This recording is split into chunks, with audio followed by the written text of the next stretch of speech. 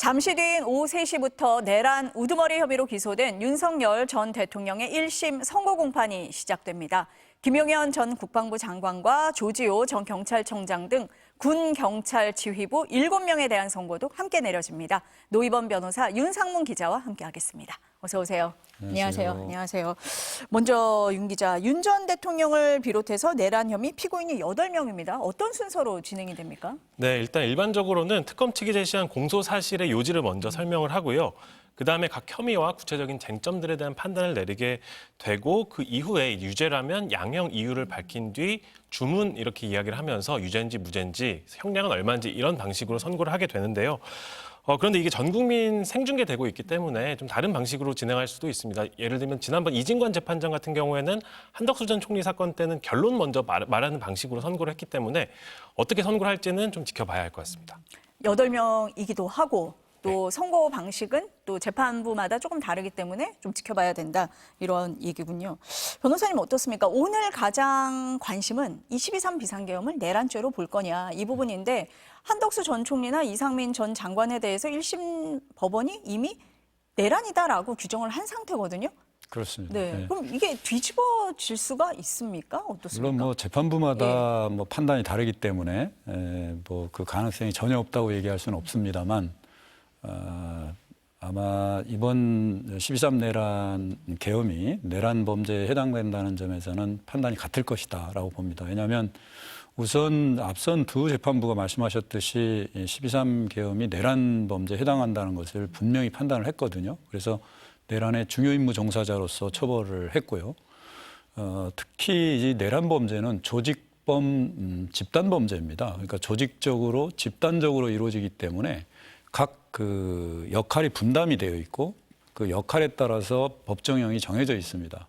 특히 이제 윤석열 전 대통령의 경우 같은 경우는 내란죄의 우두머리로서 조직하고 지휘 통솔한 자로서 처벌이 이제 예상되고 있는데 이미 중요 임무 종사를 한 것, 내란의 우두머리로부터 어떤 지시나 어떤 중요한 역할을 수행한 사람들이 이미 처벌을 됐기 때문에 내란의 우두머리를 처벌하지 않고서 이분들이 처벌된다고 볼 수가 없지 않겠습니까? 그런 점에서 논리적으로 윤석열 전 대통령에 대해서는 내란죄 우두머리 범죄의 유죄가 인정될 가능성이 매우 높다라고 이렇게 보는 겁니다. 네. 지금 말씀하신 것처럼 한덕수 전 총리나 이상민 전 장관 그 선고 판결문에 보면은 윤 전 대통령이 더 많이 등장하기도 하거든요. 그러니까 지금 변호사님 말씀하신 것처럼 이게 집단 범죄이기 때문에 우두머리, 중요임무 종사 혐의 이렇게 된다는 말씀이신 거잖아요. 그렇습니다. 예. 네. 근데 이제 중요 임무 종사자들이 다 유죄로 인정돼서 처벌이 되는데 내란의 우두머리에 대해서 무죄가 선고된다는 것은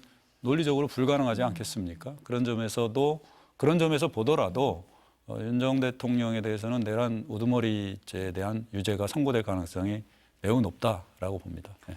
이 내란죄 구성 요건에 보면 국헌문란 목적이라는 부분이 있잖아요. 근데 윤 전 대통령 측에서는 비상계엄 선포는 헌법상 대통령의 권한이다, 이 주장을 계속하고 있거든요. 어떻습니까?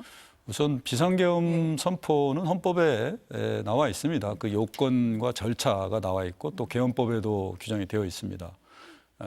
그런 헌법과 계엄법에 정해진 절차를 따라서 그 요건이 충족할 때 계엄을 선포하는 경우는 대통령의 권한이지만 헌법과 계엄법에 정해진 요건을 충족하지 않았음에도 불구하고 계엄을 선포한다거나 그 절차 요건을 갖추지 않고 계엄을 선포하면 당연히 내란 범죄에 해당할 수 있는 것이죠. 그리고 국헌문란이라는 게 결국은 비상계엄 선포로 인해서 국가기관인, 특히 헌법기관인 국회의 기능을 마비시킨 거, 그것이 바로 결국은 어떤 국가기관의 어떤 헌법상의 기능을 못하게 막고 결국 헌정 질서를 파괴하는 범죄에 이르렀다는 점에서 내란 범죄에 해당한다는 점에는 의문의 여지가 없다, 이렇게 생각합니다. 네. 비상계엄 선포 요건에도 맞지 않았고 국회의 기능을 마비하려고 했던 것, 이것만으로도 국헌문란 목적에 해당한다, 이렇게 그렇습니다. 보시는 네. 거네요. 지금 이 공수처의 수사권이 있느냐, 이 부분에 대해서도 윤 전 대통령 측에서는 계속 주장을 해왔거든요. 네. 수사권이 없는 데서 수사를 했다, 이런 얘기인데 이 부분은 어떻게 보십니까? 누차 이 방송에서도 많이 논의됐었고 했었습니다만 윤 전 대통령의 경우에는 이제 헌법상 대통령의 재직 중 범죄에 대해서는 형사 불소추 특권이 있다. 이 주장을 계속 해왔고, 그래서 공수처는 대통령에 대한 내란 범죄에 대한 수사권이 없기 때문에 내란 범죄에 대한 수사를 할 수 없다. 그래서 불법이다 이런 주장을 했었는데, 지난번 체포방해죄 사건에 대해서 이 부분에 대한 판단이 내려졌습니다. 물론 그 이전에 있었던 체포영장의 어떤 발부, 그다음에 체포영장의 집행 과정에서도 영장 발부로서 또는 체포영장 체포영장 적부심에서도 법원이 기각을 했었거든요. 그러면서 그 수사권이 적부받다는 것을 이제 예비적으로 판단을 했었지만, 지난번 체포방해죄 사건에서 명백히 대통령이 헌법상 형사 불소추 특권이 있더라도 재판을 하는 것은 이제 막을 수 있지만 수사를 하는 것까지 제한된다고 볼 수 없다는 것이고, 또 공수처는 관련 범죄, 직권남용 권리행사 방해죄의 관련 범죄로서 내란 범죄에 대한 수사는 할 수 있다. 그래서 공수처의 수사권은 적법하다라는 이미 다른 재판부의 판단이 있었기 때문에 아마 이 부분에 대해서도 오늘 대통령 변호인단이 주장을 했지만 이 부분에 대해서도 공수처의 수사권의 적법성은 다시 한번 확인이 돼서 대통령에 대한 내란 범죄에 대한 판단에 유죄 판결이 나올 가능성이 매우 높다라고 봅니다. 이 공수처 수사권 얘기가 계속 나오는 이유가 지기현 부장판사가 윤 전 대통령에 대해서 구속 취소 결정을 할 때 이 얘기를 하잖아요. 공수처법에 명확하게 규정이 없다. 그리고 대법원에서 해석이나 판단을 한 적이 없다라는 이유를 들었어요.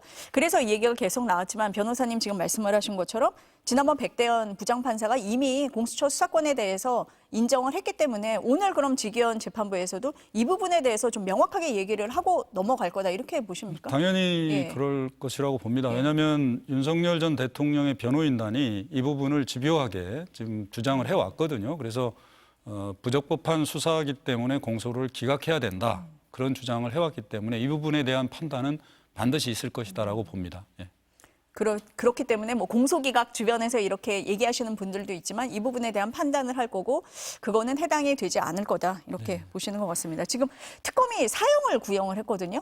어떻게 보세요? 어떻게 예상하십니까? 예. 법정형에는 이제 사형과 무기징역, 무기금고 이제 두 가지 법정형만 있고, 다만 감형 사유가 있느냐 여부에 따라서 이제 유기징역으로 내려올 수 있는데요.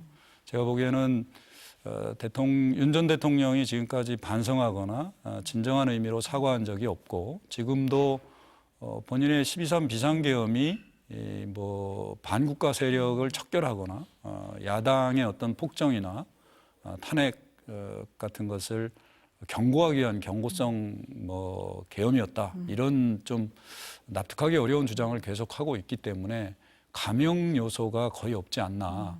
그렇기 때문에 사형 또는 무기징역이 선고될 가능성이 매우 높다라고 예상이 됩니다.